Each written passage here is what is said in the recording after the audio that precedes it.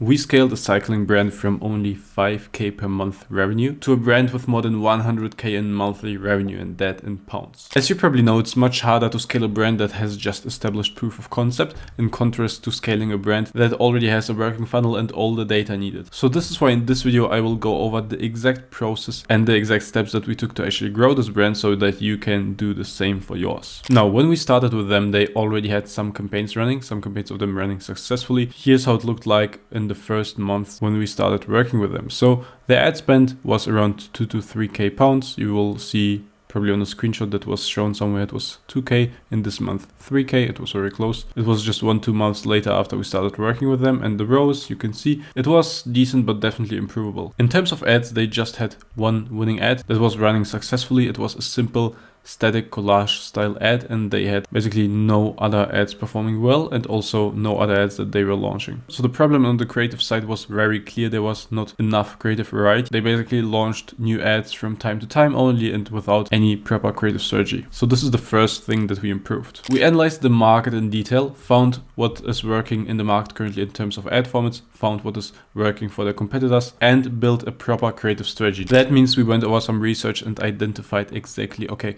what kind of competitor ads are actually performing in the market. And then, of course, also specific avatars. What are the avatars that we sell to? Also, what are the reviews saying? Actually, review mining and identifying, okay, what kind of problems, desired outcomes, purchase prompts, and so on are most common, which are moderately common, which are least common. Based on that, after figuring all of this out, we of course targeted the persona that's most likely to buy and the biggest and most scalable persona. We use the ad formats that are already performing in the market and are proven, and we combine that with the exact desired outcomes and pain points that the customers of this brand are talking about in the reviews and that customers of other competitor brands are talking about in their reviews. And based on that, we started launching a bunch of different ads. For example, organic recommendation videos, traditional UGC videos, newsletter statics, review statics, and so on and so on. Of course, we also took this collage style, their current winning approach, and iterated it and made more versions of it, repackaged it basically to make more winning ads. Now, after a couple of months of applying this strategy, it looked already much better. You can see the ad spend is around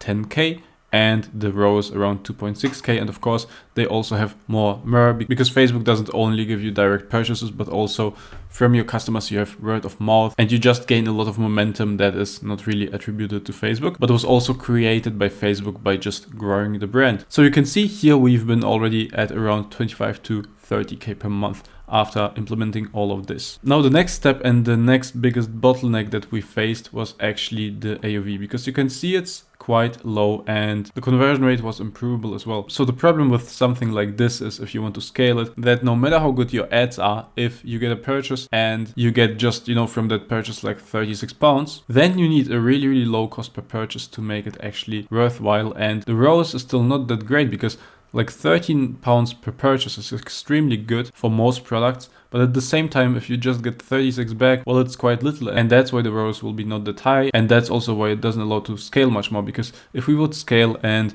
if we scale, usually the cost per purchase rises, let's say to 15 or 20 pounds. Then of course, if you only get 36 pounds back per purchase, the ROAS will be accordingly low. Now, this is how we fixed this issue from here. What we basically did is introducing product bundles and testing a new higher AOV flagship product. Now, after testing that for a couple of months and finding new winning ads with the exact same framework that I've explained in the beginning, this is what we got to. So you see the ad spend around almost like 20k per month and the ROAS around 2.8. But what's really, really important is you can see the AOV is actually much higher. And as you can see, the cost per purchase is higher, but we can afford that higher cost per purchase and to be scaled up more because we get more back from every single purchase. By the way, we also recommended some things on the back end, and this is why the conversion rate also improved slightly. And what we did from here is basically the same what we did in the very beginning. Now, as the AOV and the conversion rate were much better, we just found all those winning ads. We just tapped really deeply into what the customer actually wants, and we addressed this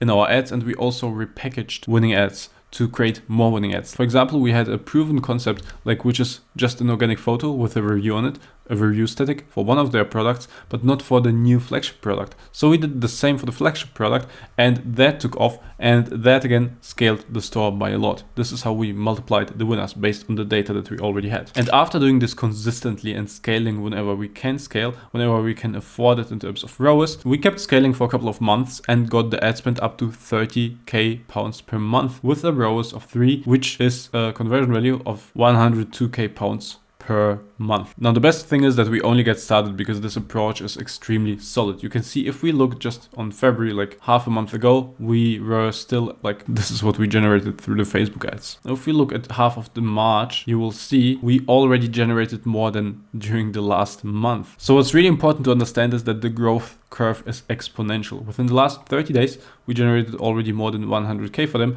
but you can see because, well, the momentum is just so insane, it's very likely that this month we will actually reach 120 or 150k per month. If you watch until this point, I will also reveal another strategy that we used to actually skyrocket the growth, and that is actually improving the offer. We found that the new product at its initial price point was actually not selling that well. People had price objections. However, because it was a new product, it ran out of stock quite fast. And when it ran out of stock, we tested a new offer, which is pre-order, but on a lower price point. This is basically the reward or the benefit of pre-ordering. By doing that, we didn't only reduce the price, but we also reduced the risk for the brand, because then they didn't have actually to purchase stock up front, but could just buy as many products as they already had pre-orders. That drastically reduced their risk, and in addition to that, it was actually real scarcity, and we launched ads that go like, oh, this was already sold out 3-4 times, but now it's in stock again. So this really skyrocketed the growth, and we keep doing that, and I'm very confident we will reach 200k per month very soon with this brand. If you want to learn in detail all the systems you need to scale a brand like that, check out this video where I go over exactly that. Also, if you're at a point where you want to delegate, to outsource and not